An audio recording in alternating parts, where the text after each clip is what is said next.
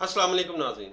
मैं हूं आपका मेज़बान सैयद ज़ीशान हैदर और आप देख रहे हैं मेरा यूट्यूब चैनल सादात टेलीमीडिया।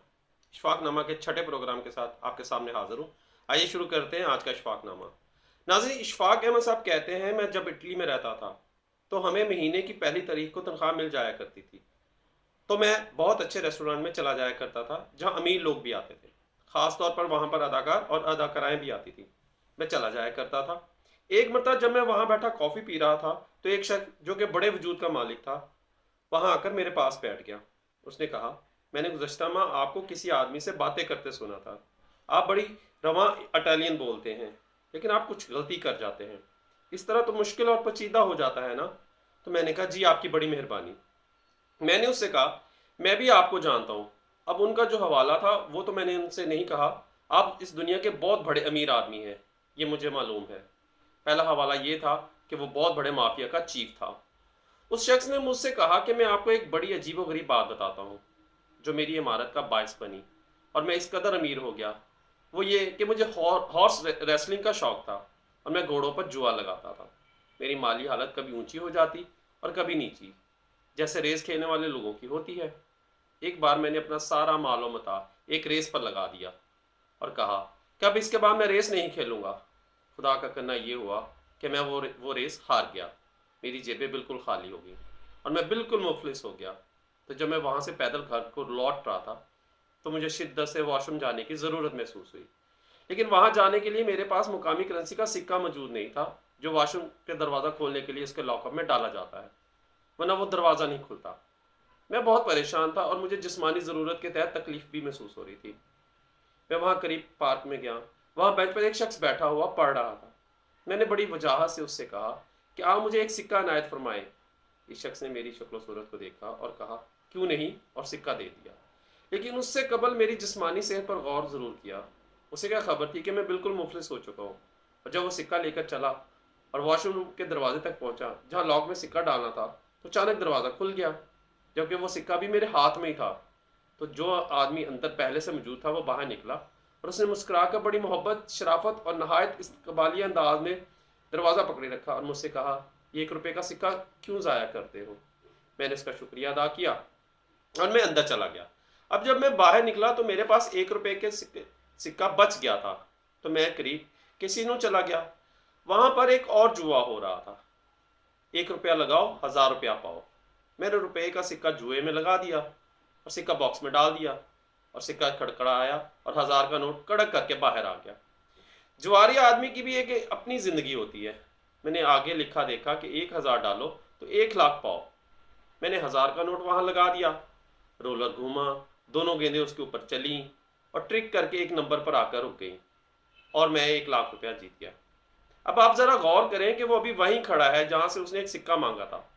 अब मैं 1 लाख रुपया लेकर एक आदमी की हैसियत से चल पड़ा और घर आ गया।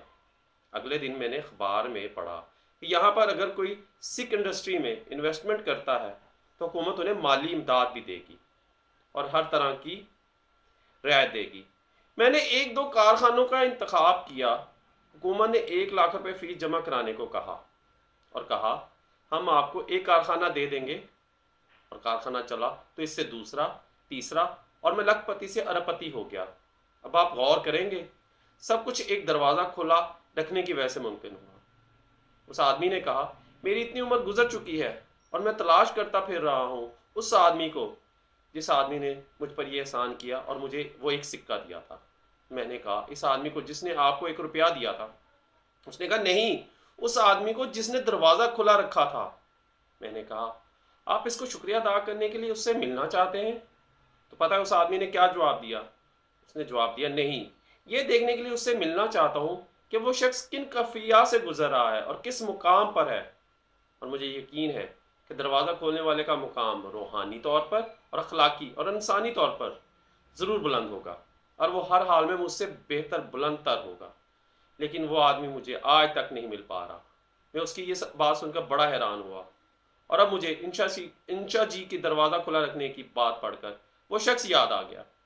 ये एक अजीब बात है कि बुढ़ापे में गुज़श्ता बरस की बातें अपनी तफसीलात के साथ याद आ जाती हैं, लेकिन कल क्या हुआ था ये बिल्कुल याद नहीं आता। बुढ़ापे में बड़ी कमाल कमाल की चीज़ें होती हैं। एक तो ये आदमी चिड़चिड़ा हो जाता है। मैं समझता हूँ बड़ा प्लेजेंट आदमी हूँ, बड़ा शरीफ आदमी हूँ, मैं तो चिड़चिड़ा बिल्कुल नहीं हूँ। परसों ही मुझे गैस का चूल्हा जलाने के लिए माचिस चाहिए थी। मैं इतना चीखा, इतना चलाया कि वो आखिर किधर चली गई माचिस। मेरा पोता और पोती आए, कहने लगे अल्हम्दुलिल्लाह दादा जान बूढ़ा हो गया है। मैंने कहा क्यों? तो कहने लगे दादा जान आप चिड़चिड़ा होने लगे हैं, और ऐसी तो आपकी लैंग्वेज कभी भी नहीं थी। तो मैंने कहा भाई आखिर बुढ़ापे में तो दाखिल होना ही है, क्या किया जाए, लेकिन फिर भी मैं तुमसे बहुत ताकतवर हूँ। कहने लगे दादा जान कैसे, आप कैसे ताकतवर हैं?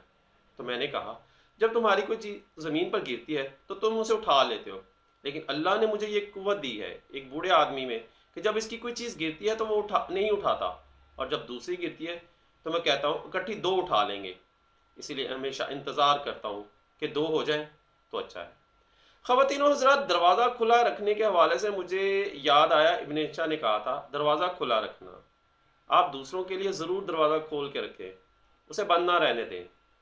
अगर आप किसी के लिए दरवाज़ा खोलते हैं और किसी दूसरे को इससे इंसानी पैदा होती है, तो इससे आपको बड़ा इनाम मिलेगा जिसका आपको अंदाज़ा नहीं है।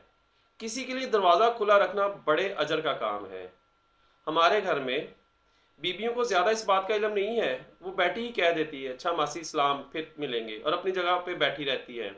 ये नहीं कि उठ के दरवाज़ा खोल के बिस्मिल्लाह और जाने के लिए दरवाज़ा खोले और खुदा हाफिज़ कहें। इसमें बहुत सारी बरक़ात है और बहुत सारी दुनियावी फ़वाइद भी हैं, आप मुस्तफ़ीद हो सकेंगे। ऐसा ना करके आप उनसे महरूम हो जाएंगे। मैं आप सबसे वादा करता हूँ कि मैं भी आज के बाद दरवाज़ा खुला रखने वालों में शामिल होऊंगा। मैं डगमगाता हूँ और उसे ही खोलूँगा। आप सब ज़रूर कोशिश कीजिए। अल्लाह ताला आपको आसानियाँ अता फ़रमाए और आसानियाँ तक़सीम करने का शरफ़ अता फ़रमाए। नाज़रीन, ये था हमारा आज का प्रोग्राम। उम्मीद है आपको पसंद आया होगा। अगले प्रोग्राम तक के लिए इजाज़त दीजिए। अल्लाह हाफ़िज़।